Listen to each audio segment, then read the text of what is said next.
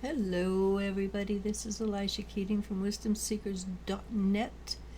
Emphasis on the .net. Honestly, this is my logo. It's a phoenix rampant or phoenix rising. Anywhere where Wisdom Seekers is, you're going to find the logo. Please feel free to reach out and ask questions about Wisdom Seekers. So this is for Aries, air signs, Gemini, Libra, Aquarius, and I do read it. That's why it goes air signs turns into Aries, but it is for Gemini, Libra, Aquarius, the air signs, and for June 11th, 2023. And let's see what it has to say. So, Ten of Wands. So the 11th feels like a day of it's just a heavy burden. I want to do it. Sometimes it's just frustrating. We want to not do things, and that's perfectly legitimate. We do have our limits. The other side doesn't always recognize that we have our limits. We are kind of human. They see us as spirit, so it makes it harder for us to go forward. They can see the outcome, so they're fine with it. We can't see the outcome, so we're frustrated and go, I just need a break. Give me some time off. And sometimes too we're frustrated, Five of Cups, because we know there's something better there for us. We can't see it, but it might be that it's already in our aura and we just haven't noticed it yet.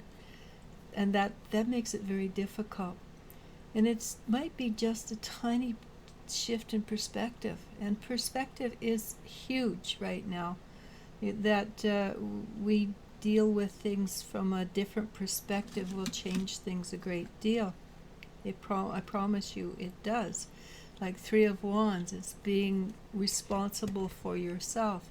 So instead of going, they did this to me, you go, what is in me that caused that to happen to me? And once you take on that responsibility, the next step is self-forgiveness, because we're always going to blame ourselves.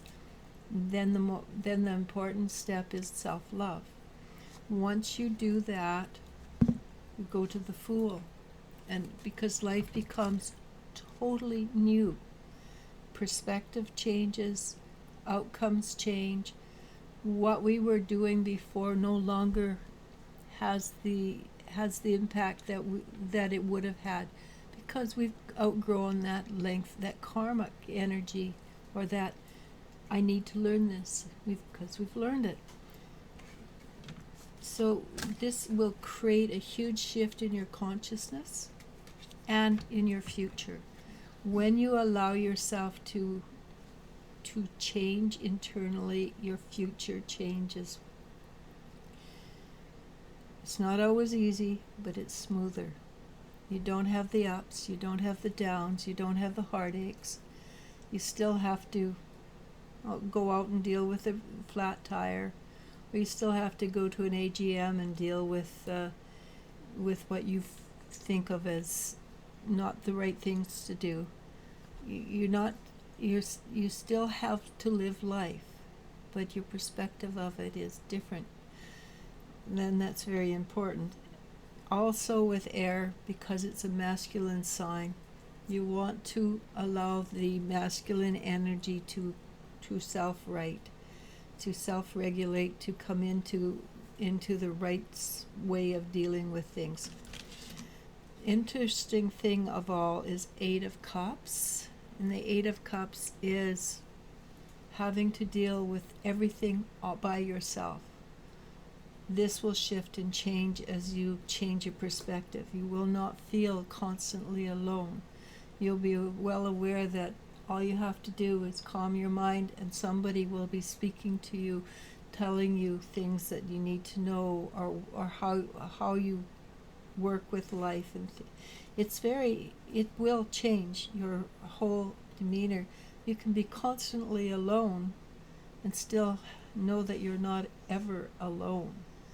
And we, at this point, some of us know we're not alone, some of us don't know that there's always somebody there for us. Until that happens, though, you will feel the Eight of Cups as if you're left alone to deal with the stuff all by yourself. When you deal with the subconscious, it changes things.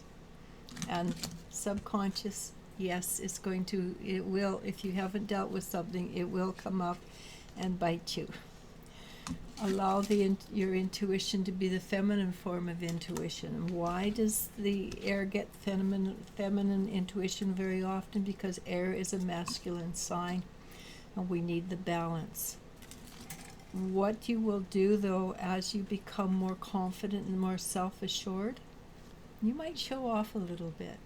That's all right, you know. If you've done something you're proud of, show the world you're proud of it. Own it. And after you've owned it, take the ego part and put it into the earth. You no longer need it. But first of all, enjoy the fact, wow, look what I did. I did something awesome. Again, after you've done that, put it into the earth. The earth will graciously receive it. It will take you to a new form of Ten of Cups. That's a mature form of happiness. It's not the beginning of the happiness. It's that's something that is more calm, more quiet, like, oh, okay, I've got this. It's smoother. Life becomes generally smoother. And yes, having the highs of happiness and the lows of sadness, it's invigorating. But after a certain amount of time, just being pleased with life in general is maybe easier way to deal with things. All right, so namaste, namasko. I love you, and you I do love. Bye.